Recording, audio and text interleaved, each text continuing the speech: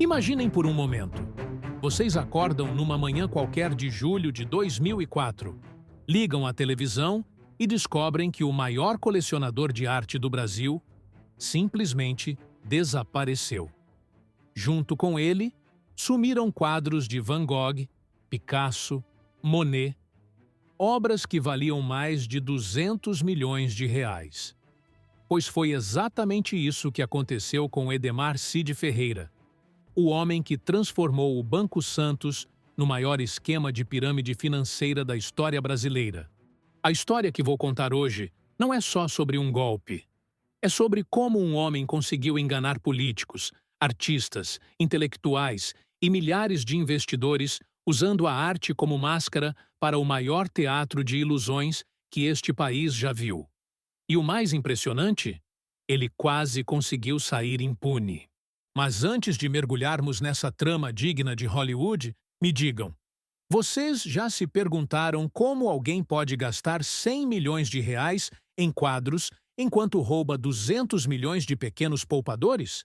Pois preparem-se, porque a resposta vai chocar vocês tanto quanto chocou o Brasil inteiro naquele fatídico mês de julho. Para entender a queda, precisamos conhecer a ascensão. Edemar Cide Ferreira não nasceu rico. Filho de uma família de classe média de São Paulo, ele começou a vida como um simples funcionário do Banco do Brasil. Mas havia algo diferente naquele jovem de olhos brilhantes e sorriso convincente. Ele tinha o dom da persuasão. No início dos anos 90, Edemar fez algo que poucos ousariam. Pediu demissão do emprego estável no Banco do Brasil para abrir sua própria instituição financeira. O Banco Santos nascia pequeno, despretensioso, numa sala comercial no centro de São Paulo. Mas Edemar tinha um plano. Um plano que mudaria para sempre o mercado financeiro brasileiro. Ele oferecia algo que nenhum outro banco oferecia na época: juros altos, muito altos. Enquanto a poupança rendia 8% ao ano, o Banco Santos prometia 15%, 20%, às vezes até 30%. Era irresistível. E funcionou, pelo menos no começo. Mas aqui está o primeiro mistério da nossa história. Como um banco pequeno conseguia pagar juros tão altos? A resposta oficial era: investimentos de alto rendimento no exterior. A resposta real? Bem, essa vocês só vão descobrir quando mergulharmos mais fundo nessa trama. Porque o que Edemar estava construindo não era um banco, era uma obra de arte. Uma obra de arte criminosa. E por falar em arte, foi aí que Edemar mostrou seu verdadeiro gênio. Ele descobriu algo que poucos empresários brasileiros sabiam na época.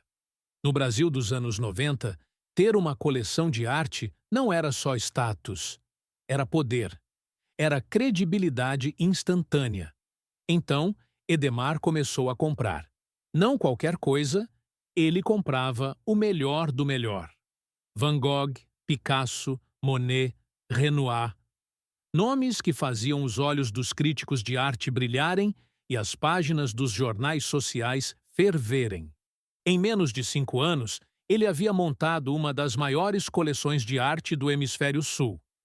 Mas vocês acham que ele parou por aí? Claro que não. Edemar criou o Museu de Arte Brasileira da FAAP. Financiou exposições. Trouxe ao Brasil mostras internacionais que custavam milhões. Virou patrono das artes, mecenas moderno, o homem que colocou São Paulo no mapa mundial da cultura. A imprensa o adorava. Os artistas o veneravam. Os políticos faziam fila para jantar em sua mesa. E o mais importante, os investidores confiavam nele cegamente. Afinal, como alguém que possui quadros de 100 milhões de reais poderia estar mentindo sobre investimentos de 20 milhões? Era a sedução perfeita. Mas havia um problema nessa equação dourada. Vocês sabem qual era? O problema era simples. Edemar estava gastando mais do que arrecadava. Muito mais. Mas ele havia descoberto a fórmula mágica dos esquemas de pirâmide: usar o dinheiro dos novos investidores para pagar os antigos. E funciona perfeitamente, até não funcionar mais. Vamos aos números que vão deixar vocês de boca aberta. Em 2003, o Banco Santos captava 500 milhões de reais por mês. 500 milhões! Dinheiro de aposentados, comerciantes, médicos, professores, pessoas comuns que acreditavam estar fazendo o investimento das suas vidas. E onde esse dinheiro ia parar? Boa pergunta. Parte sustentava os juros altíssimos prometidos aos clientes antigos. Parte financiava o estilo de vida principesco de Edemar. Jatinho particular, mansões, festas que custavam mais que apartamentos inteiros. E uma parte considerável. Bem, uma parte considerável simplesmente desaparecia. Mas o mais impressionante era como Edemar mantinha a confiança. Ele não era um golpista vulgar escondido numa sala escura. Não.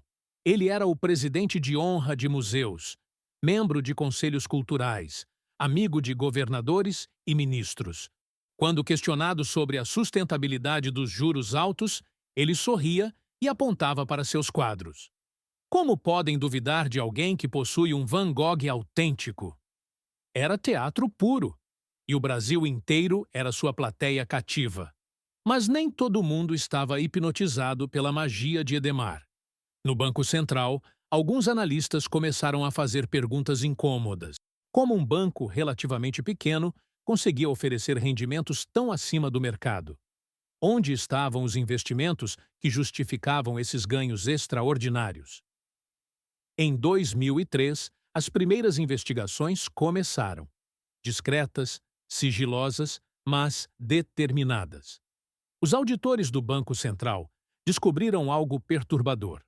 Os balanços do Banco Santos não fechavam.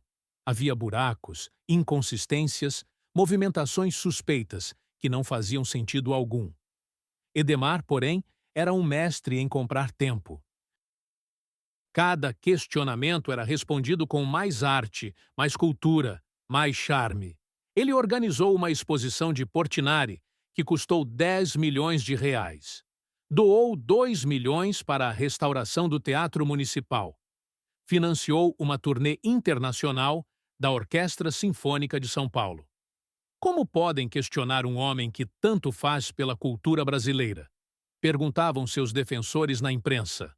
E por um tempo, a estratégia funcionou. A pressão diminuiu. As investigações perderam força. Edemar havia vencido mais uma batalha. Mas havia um problema que nem todo o charme do mundo poderia resolver. O dinheiro estava acabando. Em dezembro de 2003, pela primeira vez na história do banco, Edemar não conseguiu captar o suficiente para pagar todos os correntistas que queriam sacar. O castelo de cartas começava a balançar. E quando castelos de cartas balançam, vocês sabem o que acontece. Janeiro de 2004. Edemar Cid Ferreira estava com um problema que nem Van Gogh nem Picasso poderiam resolver. Ele precisava de dinheiro. Muito dinheiro. E rápido. A solução que ele encontrou foi ainda mais audaciosa que tudo o que havia feito antes. Ofereceu aos clientes um produto chamado Nota Estruturada do Banco Santos.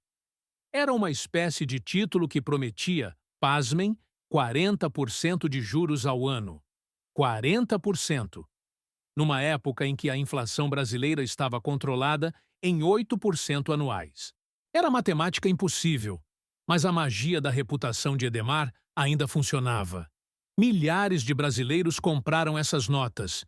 Não foram 100 mil reais, não foram 500 mil, foram 200 milhões de reais em notas estruturadas vendidas em apenas 6 meses. Mas aqui vem a parte que vai fazer vocês entenderem o nível de desespero em que Edemar se encontrava. Ele usou praticamente todo esse dinheiro para pagar dívidas antigas do banco. Era como usar o cartão de crédito para pagar o cartão de crédito. Funciona por um tempo, mas o fim é inevitável. Em junho de 2004, os auditores do Banco Central fizeram uma descoberta que mudaria tudo. As famosas aplicações no exterior, que sustentavam os juros altos do Banco Santos. Simplesmente não existiam. Eram fantasias, números inventados, mentiras contábeis disfarçadas de investimentos sofisticados. O Banco Central tinha duas opções: decretar intervenção imediata ou dar a Edemar uma última chance de explicar onde estava o dinheiro. Escolheram a segunda opção. Foi o maior erro da história da fiscalização bancária brasileira. 17 de julho de 2004. Uma data que ficaria marcada para sempre na história dos golpes financeiros brasileiros. Numa manhã ensolarada de sábado, Edemar Cid Ferreira fez algo que ninguém esperava. Desapareceu. Não foi uma fuga dramática. Não houve perseguição policial nem sirenes tocando. Foi quase elegante, à altura do personagem que ele havia criado. Edemar simplesmente não apareceu em casa, não atendeu telefones, não respondeu e-mails, evaporou como fumaça. Mas o mais impressionante não foi o desaparecimento do homem, foi o desaparecimento da arte. Quando os oficiais de justiça chegaram às residências de Edemar para fazer o inventário dos bens, encontraram paredes vazias. Quadros que valiam dezenas de milhões de reais haviam sumido como mágica. Onde estavam os Van Goghs? Onde estavam os Picassos? Onde estavam os Monets que ele exibira com tanto orgulho nas capas das revistas? A resposta era tão misteriosa quanto perturbadora. Ninguém sabia. O que se descobriu depois foi ainda mais chocante. Muitos daqueles quadros famosos eram falsos. Cópias perfeitas, réplicas magistrais, mas falsas. O homem que havia seduzido o Brasil com arte autêntica estava, na verdade, cercado de mentiras pintadas em tela. Mas alguns quadros eram reais, muito reais. E esses, bem, esses haviam desaparecido numa operação tão sofisticada quanto a própria construção do Império de Edemar. Era como se ele houvesse planejado a fuga durante anos, preparando cada detalhe, cada movimento, cada escape. Com Edemar foragido e o Banco Santos sob intervenção federal, a verdade começou a emergir como água suja, subindo pelo ralo. E que verdade era essa? O buraco no balanço não era de 50 milhões, não era de 100 milhões, era de 400 milhões de reais. 400 milhões! Dinheiro suficiente para construir 2 hospitais completos ou financiar 100 mil bolsas universitárias. Dinheiro que pertencia a 17 mil investidores que acreditaram na magia dos juros altos e na credibilidade dos quadros caros. As histórias pessoais que emergiram partiam o coração. Dona Maria, aposentada de 72 anos, havia investido toda sua reserva de emergência, 200 mil reais juntados durante uma vida inteira de trabalho. Perdeu tudo. Seu João, pequeno comerciante de Campinas, vendera sua loja para aplicar no Banco Santos. Ficou com uma dívida que não conseguiria pagar nem em 3 vidas. Mas o mais revoltante era descobrir como Edemar havia usado o prestígio da arte para enganar pessoas simples. Ele organizava chás culturais, onde mostrava seus quadros para potenciais investidores. Vejam, dizia ele, um homem que possui uma obra de Picasso jamais enganaria vocês. E as pessoas acreditavam. Como não acreditar? A Polícia Federal montou uma força-tarefa especial para encontrar Edemar e recuperar os quadros desaparecidos. Foi batizado de Operação Monet, um nome que seria irônico se não fosse trágico, porque enquanto procuravam por Monets autênticos, milhares de brasileiros descobriam que suas economias eram tão falsas quanto muitos dos quadros da coleção de Edemar. A busca por Edemar Cid Ferreira se transformou numa verdadeira caçada internacional. A Interpol foi acionada. Investigadores brasileiros vasculharam paraísos fiscais do Caribe aos Alpes suíços. Cada pista levava a uma nova descoberta sobre a sofisticação do esquema que ele havia montado. Em Miami, descobriram uma mansão de 4 milhões de dólares em nome de uma empresa fantasma ligada a Edemar. Em Londres, encontraram rastros de negociações com casas de leilão internacionais. Aparentemente, ele havia tentado vender alguns quadros autênticos antes da fuga. Em Genebra, conta bancária com 20 milhões de euros em nome de um trust constituído nas Ilhas Cayman. Edemar não era apenas um golpista. Era um estrategista internacional. Durante anos, ele havia preparado rotas de fuga, contas secretas, identidades alternativas. Era como se tivesse estudado os grandes fugitivos da história e criado seu próprio manual de sobrevivência. Mas, em agosto de 2005, 14 meses após a fuga, a sorte de Edemar finalmente acabou. Ele foi encontrado numa suíte de hotel de luxo em Milão, na Itália. Estava sozinho, bem vestido, lendo um livro de arte, porque até no final ele mantinha a pose do intelectual sofisticado. A prisão foi quase anticlimática. Não houve resistência, não houve drama. Edemar simplesmente levantou as mãos e disse: "Eu sabia que vocês me encontrariam." Como se fosse apenas uma questão de tempo, como se fizesse parte do roteiro que ele mesmo havia escrito. Mas a captura de Edemar não resolveu o mistério principal. Onde estavam os quadros? Onde estavam os 400 milhões desaparecidos? Essas perguntas permaneciam sem resposta, como enigmas numa tela de Salvador Dalí. Edemar Cid Ferreira foi extraditado para o Brasil em dezembro de 2005. O homem que fugira como um príncipe das artes voltou algemado como um criminoso comum. A queda foi tão dramática quanto a ascensão havia sido meteórica. No julgamento, que durou 3 anos, emergiram detalhes ainda mais chocantes sobre o esquema. Descobriu-se que Edemar havia falsificado balanços durante mais de uma década, que subornara funcionários de outros bancos para conseguir informações privilegiadas, que usara o prestígio cultural para atrair investidores influentes que, involuntariamente, davam credibilidade ao esquema. Mas o mais impressionante foi descobrir o nível de planejamento da operação. Edemar havia criado uma rede de empresas fantasmas espalhadas por 12 países. Havia treinado funcionários para mentir com convicção sobre investimentos inexistentes. Havia até mesmo contratado críticos de arte para autenticar quadros que ele sabia serem falsos. Em 2008, Edemar foi condenado a 21 anos de prisão por formação de quadrilha, lavagem de dinheiro, gestão fraudulenta e estelionato qualificado.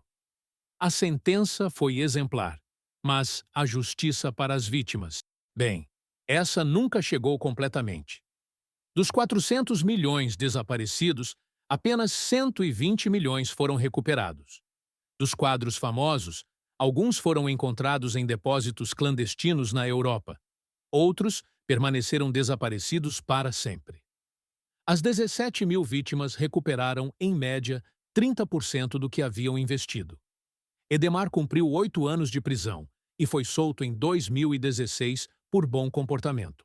Hoje, aos 72 anos, ele vive discretamente numa cidade do interior de São Paulo. Não dá entrevistas, não aparece em público, não coleciona mais arte.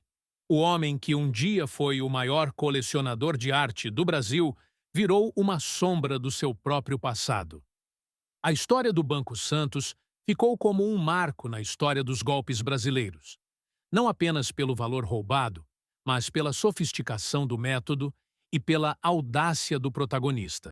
Edemar provou que no Brasil, com charme suficiente e quadros caros o bastante, é possível enganar desde o aposentado humilde até o empresário milionário. E a grande lição que fica: desconfiem sempre de promessas que parecem boas demais para ser verdade. Porque, às vezes, por trás de um Van Gogh autêntico, pode estar escondido o maior golpe das suas vidas. Se essa história te impactou tanto quanto impactou a mim, se você quer continuar descobrindo os golpes mais impressionantes que já aconteceram no Brasil, então se inscreva no canal agora mesmo. Porque toda semana eu trago histórias reais que parecem filme, mas são mais surreais que qualquer ficção. Ative o sininho das notificações e venha comigo desvendar os mistérios mais chocantes do nosso país. Sua inscrição não custa nada, mas vale muito para mim. Obrigado por chegar até aqui e nos vemos no próximo vídeo.